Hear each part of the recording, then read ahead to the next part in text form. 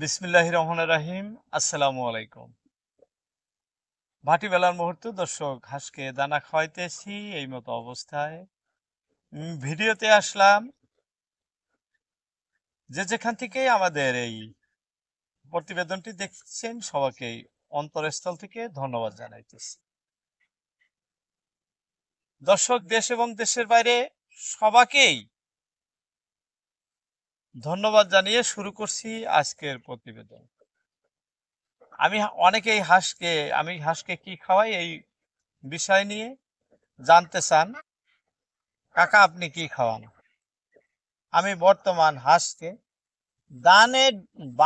বন্যার পানিতে ডুবে যাওয়া ধান, ভালো ধান কিন্তু কালারটা সামান্য ডিসকালার হয়েছে, এই ধান এবং সঙ্গে গরুয়ার দানা বস্তাটি এইখানে আছে। অনেকেই গরুয়ার দানা বলতে আমি কি বুঝাই সেটা জানতে চান।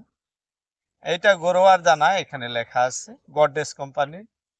এই দানাটি আমি সঙ্গে দিয়ে আছি, কারণ হাঁসের বয়স যেহেতু 2 মাস হয়েছে, যার জন্য লেয়ার দানা দেওয়া তো ডিমের সময় হেদে, তাছাড়া দেয়নি, দিয়ে আছে।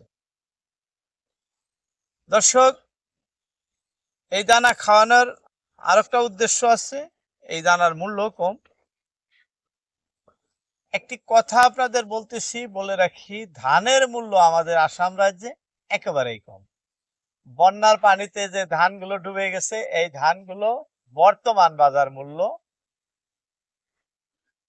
450 থেকে 500 টাকার ভিতরে। খুব সুন্দর ধান, ভালো ধান, পাকা ধান। সব কৃষক ভাইদের বন্যার পানিতে ডুবে গেছিল, সেগুলো বিক্রি হইতেছে না, যার জন্য সেই ধানকে 450 থেকে 500 টাকা মন মার্কেটে কিনতে পাওয়া যাইতেছে। তাই সব খামারি ভাইরাও কিনতেছেন, সঙ্গে আমিও কিনছি।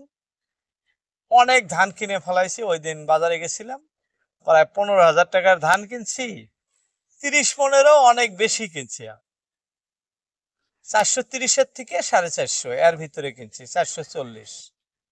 হ্যাঁ, মোটামুটি 15,000 টাকার ধান কিনছি। তাতে অনেক ধানের কান্দি এখনো ঘরে আছে, প্রায় 15-16 দিন ধরে খাওয়াইতেছি। ধানের মূল্য হঠাৎ করে পড়ে যাওয়ার জন্য আমাদের আসাম রাজ্যের সকল খামারি ভাইদের প্লাস পয়েন্ট। এই সময় যাদের পয়সা আছে ওনারা অনেক ধান কিনে রাখবেন, সারা বছরের ধান। আর যাদের পয়সা নাই, আমাদের তো আফসোস করতেই যাব, কারণ আমরা তো বিত্তশালী নই যে ধান কিনে জমা করে রাখবো। তবে অন্য অন্য বছরের চেয়ে এই বছর কিন্তু খুব সুবিধা হয়েছে এই ধান পাওয়াতে। ধান ভালো, অথচ বানে ডুবে গেছিল, কালারটা অল্প ডিসকালার হয়েছে। মানে সোসাইটির থেকে এই ধান কিনে না, ওনাদের চকচকা ধান লাগে, পরিষ্কার ধান লাগে, যে ধানটা বানে ডুবে না। তাই এই ধানটা ডুবে যাওয়ার জন্য নিতেছে না সোসাইটি। সেই জন্য আমরা, মানে আমাদের মতো অনেক ফার্মার ভাই, হাঁস মুরগি যারা খামার করতেছে, অনেকেই কিনছেন, কিনে জমা করতেছেন, কিন্তু আমি জমা করতে পারিনি। যাই হোক, এই ধান দিয়ে এই বছর যারাই খামার করবেন বা শুরু করছেন, তারা অবশ্যই এই ধান কিনে রাখবেন এক জায়গায় করে। সস্তায় যদি কিনতে চান, কিছুদিন পরে কিন্তু এই ধানের চাহিদা হয়ে যাব, এত সস্তায় পাওয়া যাবে না। আর যারা খামার কইরে আছেন, আপনাদেরও উপদেশ দিব, আপনারাও প্রচুর ধান কিনে রাখেন। এখন যদি খাদ্য খরচা সঞ্চয় করতে চান, সারা 850-900 টাকা মনও কিছুদিন ধান হয়েছিল, 15 দিনের মতো। এখন যেহেতু ধানের দাম একেবারেই কম, আধারও কম, এখন কিনে রাখাটা কিন্তু সবার জন্যই মঙ্গলময় হব। যাই হোক দর্শক, ভিডিওতে আসার মূল উদ্দেশ্য এটাই ছিল আজকে, যে অনেকেই খাদ্য খরচার কথা ভাইবা হাঁস খামার করেন না, কারণ হাঁস প্রচুর খাদ্য খায়। এই একটি কথিত ভাষা আছে, হাঁস যেমন প্রচুর খাদ্য খায়, এটা আমিও মানি, তেমনি প্রচুর পয়সাও কিন্তু দেয়, প্রচুর ডিম দেয়, বাচ্চা দেয়, সেখান থেকে অনেক পয়সাও আসে।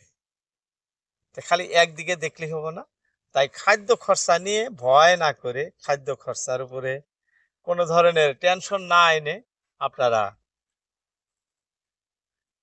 যাদের পার্শ্ববর্তী এই ধানগুলো পাওয়া যাইতেছে আপনারা কিনে নিয়ে এইবার যদি খামার পরিচালনা করেন অবশ্যই সবাই লাভবান হতে পারবেন। এমন কোনো খামারই নাই যে তার লাভ হবে না। যাই হোক, বলতে বলতে অনেক কথা বলে ফেললাম, আজকের মতো ইতি টানছি। কথা হবে আবারও অন্য কোনো ভিডিওতে। আসসালামু আলাইকুম।